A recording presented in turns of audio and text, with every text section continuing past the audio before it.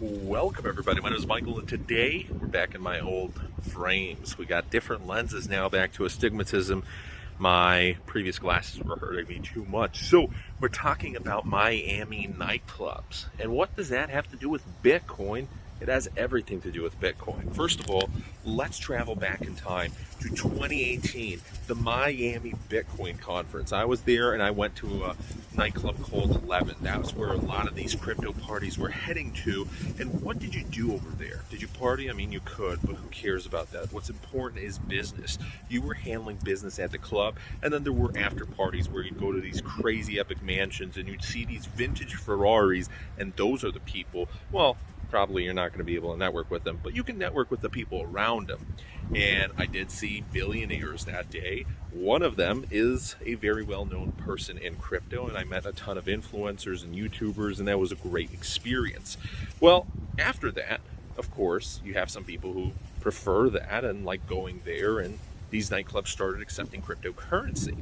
The problem is when crypto had a downturn, a lot of these players that suddenly were spending $5-10 million in a matter of a couple of months, it was just a select number of clients. Well, the revenues fell severely when the price of Bitcoin fell down. So the nightclub that was mentioned, 11, this was where a lot of people went after the cryptocurrency events.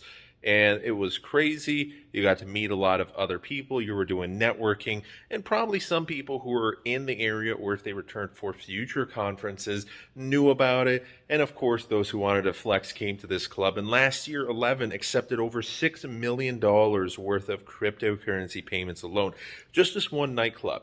Well, over the past 6 months, they've accepted less than $10,000, which is a huge difference. So overall, more than $10 million went through a couple nightclubs in Miami last year. Miami coin, the token for Miami itself, is down more than 99%. Well, what is going on? First of all, well, just like any other thing, during recession, during economic collapse, everybody wants to hold on tight to their money. It wasn't just going to nightclubs, but in Miami there was a lot of real estate. There was a lot of exotic car rentals, exotic boats that were bought and rented. These crypto kids would come into these nightclubs and spend $50,000 for a table. They would buy 12 or 24 or 50 of the most expensive champagne or vodka bottles they could get, and they would just be blowing money just to flex on the haters. Well, obviously there's a couple things wrong with this. First of all, this money doesn't always last, and in the case of crypto, it lasts a very short amount of time. I mean, just look at SBF, who was worth over $26 billion, this company $32 billion, and suddenly he went down to less than technically $100,000. Now, some people went bankrupt, maybe they lost their jobs, maybe their companies went belly up. In many cases, a lot of these people just didn't have this crypto because the prices fluctuated, and from one day to another, they suddenly lost half of their portfolio, and just like me, they decided to hodl, and now they're holding bags, and that's it, they're gone.